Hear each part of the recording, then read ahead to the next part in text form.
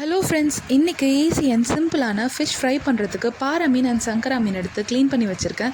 இதெல்லாம் சின்ன சைஸுன்றதுனால நான் ரொம்ப கட் பண்ணலை, முழுசாகவே போட்டு ஃப்ரை பண்ண போகிறேன். இதுக்கு பூண்டு தட்டி வச்சுருக்கேன், அது 1 டேபிள் ஸ்பூன் ஆட் பண்ணியிருக்கேன்.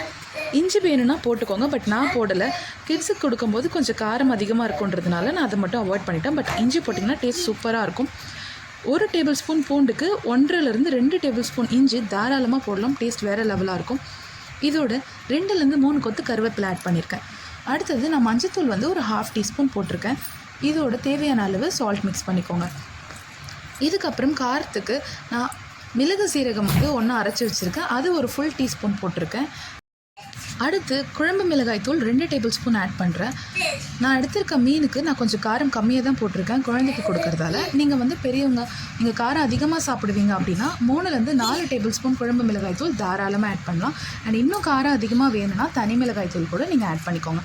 இதோட தண்ணி சேர்த்து அந்த மசாலாவை நான் கலந்து விட்டுட்டு க்ளீன் பண்ணி வச்சுருக்க மீனெல்லாம் இதோட போட்டு நல்லா பெரட்டி எடுத்து வச்சுக்கோங்க. இதுக்கப்புறம் மீன் அந்த மசாலாவோட நல்லா மிக்ஸ் ஆகணும், அப்போ தான் அது டேஸ்ட் நல்லாயிருக்கும். இல்லைனா அது ஊறாமல் இருந்ததுன்னா அந்த காரமே அதில் இறங்கியிருக்காது. ஸோ அது ஒரு 10 to 15 மினிட்ஸ் நான் அப்படியே வச்சிட போகிறேன். அது கொஞ்சம் நேரம் ஊறட்டும். மீன் மசாலாவோட நல்லா மிக்ஸ் ஆனதுக்கப்புறம் ஃப்ரை பண்ணலாம். நான் வானலில் டீப் ஃப்ரை பண்ண மாட்டேன், நான் தோசைக்கல்லில் தான் ஃப்ரை பண்ணுவேன். ஸோ தோசைக்கல் எடுத்திருக்கேன், அது நல்லா காஞ்சதுக்கப்புறம் தேவையான அளவு எண்ணெய் ஊற்றிட்டு அதில் நம்ம எடுத்து வச்சுருக்க இந்த மீனெல்லாம் போட்டுக்கலாம். நான் எல்லா மீனையும் ஒரே இதுவாக போட போகிறதில்ல, எல்லாமே ஒன்றா போட்டிங்கன்னா நீங்கள் திருப்பி விடுறதுக்கு கஷ்டமாக இருக்கும், இடம் இல்லாமல். அண்ட் இன்னொன்று அந்தளவுக்கு அந்த காரம் குக் ஆகாது. மீன் கண்டிப்பாக குக் ஆகிடும். மீன் சீக்கிரமாகவே குக் ஆகிற ஒரு இது. பட் அந்த தூள் வெளியே வெந்த மாதிரி இருக்கும், உள்ளே ராவாக இருக்கும். அதனால நான் 2 பேட்சாக போட்டிருக்கேன்.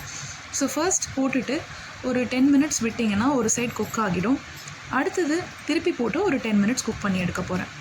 அண்ட் இன்னொன்று, நீங்கள் அது ரொம்ப ஹை ஃப்ளேமில் வச்சிங்கன்னா அவுட்டர் சைடில் இருக்க காரம் மட்டும் குக் ஆகியிருக்கும், உள்ளே இருக்கிற காரம் அப்படியே ராவாகவே இருக்கும், தூள் அப்படியே தெரியும். ஸோ சாப்பிட்றதுக்கு ஒரு மாதிரி இருக்கும்.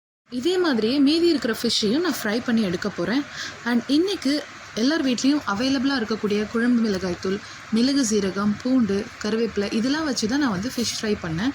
இது டேஸ்ட்டாகவே இருக்கும். பட் இதே மாதிரியே நம்ம மசாலா அரைச்சி ஃபிஷ் ஃப்ரை பண்ணுறது இருக்குது, அதுவுமே இன்னும் சூப்பராக இருக்கும். அது நான் தனியாக வேறு வீடியோவில் ஷேர் பண்ணுறேன். அண்ட் லஞ்சுக்கு ரைஸ் போர்ஷன் கம்மியாக தான் எடுத்திருக்கேன். ஸோ அதோட சைட் டிஷ்லாம் அதிகமாக சாப்பிடுங்க.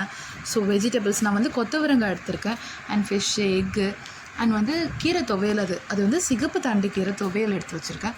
பட் இதிலே ஹெல்த்தியாக இருக்கான்னு கேட்டிங்கன்னா கண்டிப்பாக கிடையாது. நான் வத்தல் பிடிக்குன்றதுனால நல்லா ஆயிலில் ஃப்ரை பண்ணி வத்தல் எடுத்து வச்சுருக்கேன். ஸோ முடிஞ்ச அளவுக்கு ஹெல்த்தியான ஃபுட் சாப்பிடுங்க.